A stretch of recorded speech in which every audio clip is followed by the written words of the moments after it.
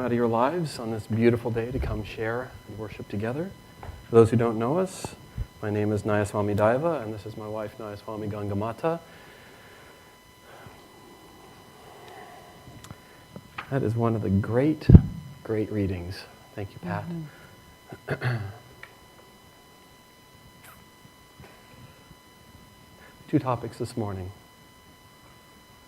Willingness and to each according to his faith. Isn't that lovely? Yeah. Willingness and to each according to his faith. Henry Ford, and I'll paraphrase it because I don't have the words exactly right, but Henry Ford said, if you think you can do something, if you think you can't, you're right.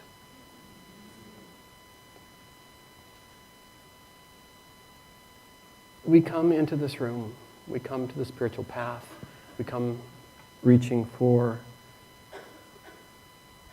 something more than our daily experience provides. We come because no matter how good it gets or how awful it can be, we know that there is something else possible. And we reach for it.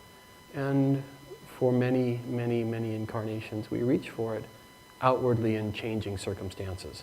We think that if we can just get the details somehow shifted, then we'll have what we're looking for. But at some point, what happens is we start to realize that the game is truly rigged. That no matter how much we change the circumstances, we always end up with an empty bag. We always end up without those circumstances sustaining themselves.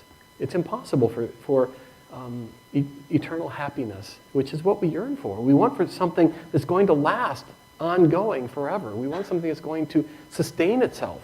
We know it. In fact, we know that it's not only what we want, but it's possible.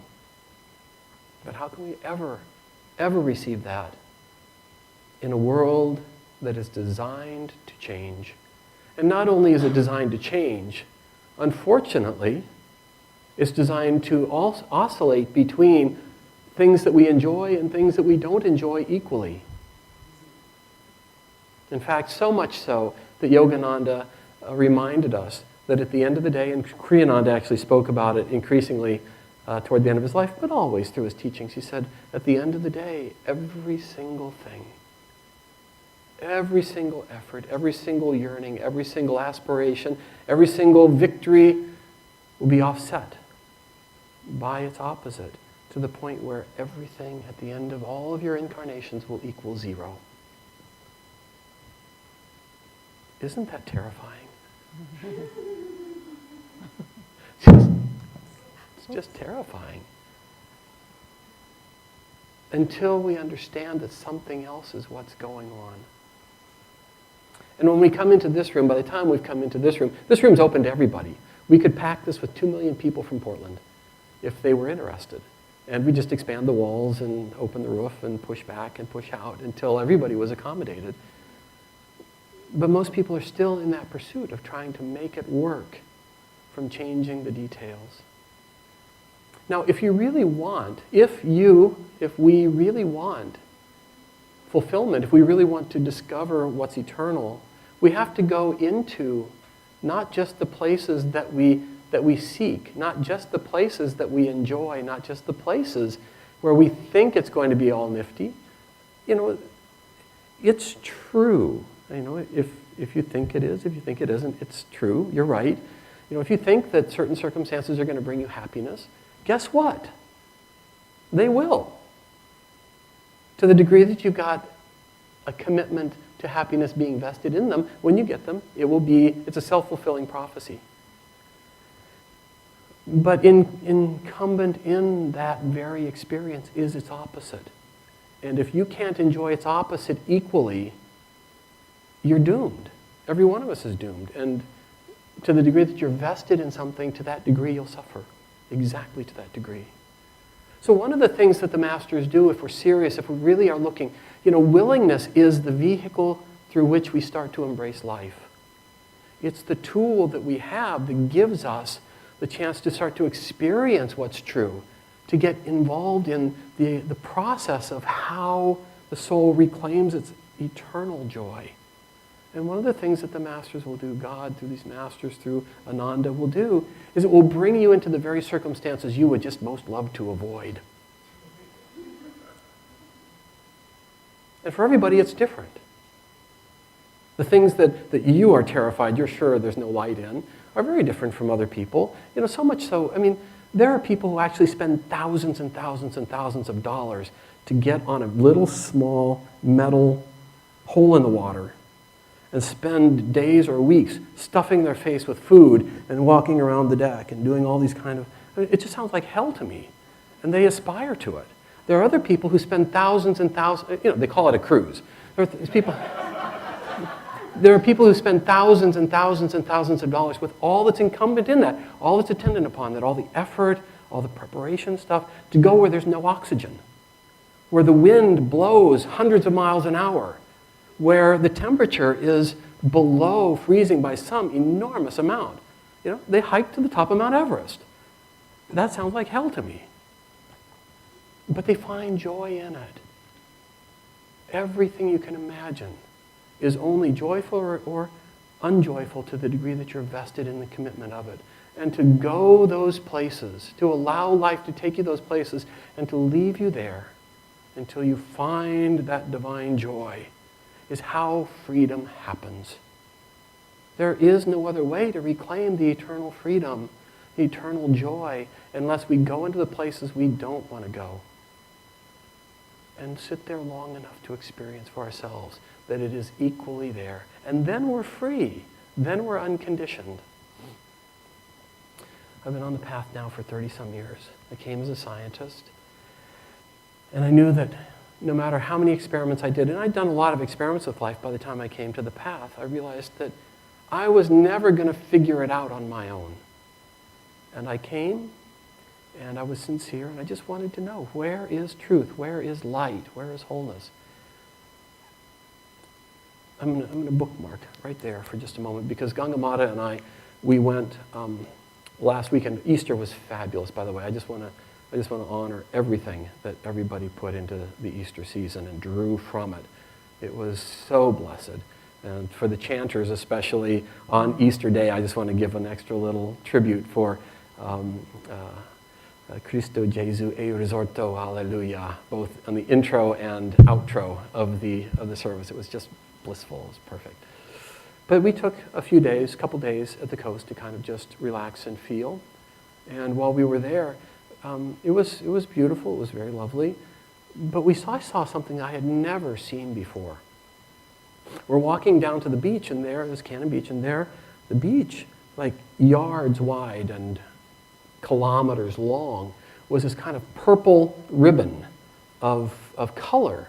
And we looked at it, and it looked like the color of mussel shells, glistening, but they were really soft and kind of spongy and sticky and So we found somebody who was a docent there near the rock, and I went up and said, "What's this? Are these mussels that are dissolving? What's going on? Is this?" And she said, "Oh, those are jellyfish. They are known as valala, or sailors by the wind." And so I went and looked, and they're about this long. The longest ones, the biggest ones, are about this long, about that wide, really thin, and they had a little sail on top, and they float on the surface of the ocean in colonies of millions, and they just are blown by the wind. That's how they move. And I was thinking about it. It was fascinating. It was an unavoidable experience. And the science in me kind of was going, puzzling it out and feeling for it. But I also was reaching for an understanding spiritually. It's how we live. We live on the surface of life. And we just kind of let the karmas of our culture and the karmas of our own nature kind of just blow us place to place. And we just float across the surface of the ocean and reach down and grab our little nutrients. And that's fine. But what happens periodically, is that those winds blow us too close to shore. And in the millions, I did a little bit of math, just trying to figure it out. What we saw was in the millions, was these creatures that had just been blown too close to shore. And it was just all over. And we are, when we just sail by the wind, when we just go with the karmas that have been put in motion by our culture, by ourselves, by our families, we just get blown across the surface of the ocean. We don't really notice, it's up and down, it's just kind of one thing. But every so often, in huge waves, and we're in a period of time where the winds of time, the winds of life, are blowing our culture very close to the shore. We have enormous opportunities. I came to the path knowing that I would never figure it out, and I knew that if I opened to Ananda, if I opened to the grace of God through Ananda, that what was put in front of me every single moment along the way would be God's gift to me to try and become something more, to try and discover what's true. I've spent now the last 30 years out of my comfort zone in small and in enormous ways. And what I've become, it's like being an athlete. You become accustomed to the pain of the stretch, the pain of the effort to go beyond. You listen to the coach and he says, I want you to do this now. And you go, there's no way. And then you go, okay, well, and you apply yourself and off you go. And, the first few times you try something, the first few times you do something, even often along into the story, it just doesn't look that good. But in the simple act of showing up, we talk about the spine in yoga and the different qualities of how willingness can express itself. And these are the qualities of yoga. These are the qualities of how we can cooperate with life. Being steadfast at the lowest chakra, at the very base of our nature, is the quality of steadfastness or stubbornness. Expressed downward, I don't want to, you can't make me. But expressed upward is, yes, I will. And showing up, just even here, week after week, for purification, for Sunday service, to help remember together in worship. Yes, I will reach for the light. Yes, I will show up. You don't have to be good at it. You're probably not going to be very good at it. I find myself in this last 3 years really inept at almost everything I try. But I also reach every moment for the light. And I'm steadfast. The one thing I can bring to the table is a willingness to show up every day with everything I've got, good, bad, or indifferent.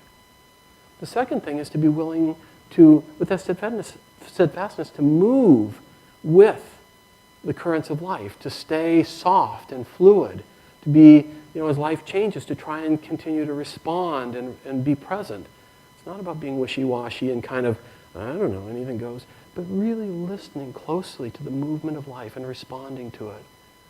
The willingness to be self-controlled as much as possible, to try and hold the energy present and own yourself, as opposed to trying to manage everybody else and make them the way you want so you can be happy, or make life the way you want. Manage yourself so that your happiness is there at will. Again, a quick bookmark, because a friend of ours, he's been on the path for 40 years, he's a great saint. And somebody came to him and says, you've been practicing Kriya Yoga now for 40 years. What powers have you gained? He looked at himself, he says, none. And they were saying, how useless is Kriya Yoga? What powers have you gained? They said, no. He says, no, wait, I have. I realize I have. I've gained, for me, the most important power of all, the power to be happy at will. I don't always use that power, but I have it. So that's the power, and then the power to embrace life, the power of vitality, the power to open ourselves in devotion, in loyalty, in upward aspiration, and the power to live by dharma, live by righteousness, and by faith. By the willingness to trust that if you stay in tune the best you can, if you show up, if you love, if you keep your heart open, God will take care of you. It may not be the way you thought it was going to look, but always, if you're responsive and receptive, it will always fulfill you in ways you couldn't have possibly imagined. So, if we choose to just sail by the wind, if we choose to say, no, it's impossible, Oh, this will never work. Oh, I can't do that. Okay, you're right. In fact, this very premise is woven into physics. There's in quantum physics, there's a phenomenon called Schrodinger's cat. And basically, the phenomenon is, if you ask, light can either be seen as a particle or a wave. It can be experienced. It can express itself as either a particle or a wave. And if you ask the question, is it a wave? The answer will be yes. If you ask, is it a particle? It shows up as a particle. And so the common vernacular for us is, if you put a cat in a box, is it alive or dead? If you ask, is it alive? You open it up. Yes, it is. If you ask, is it dead? Yes, it is. And almost everything that we count on in this new age, almost everything that affects us is based on that probability. Quantum physics drives all of our cell phones, all of our technology, all of our deeper understandings at an outer level. But it also affects us inwardly every single moment.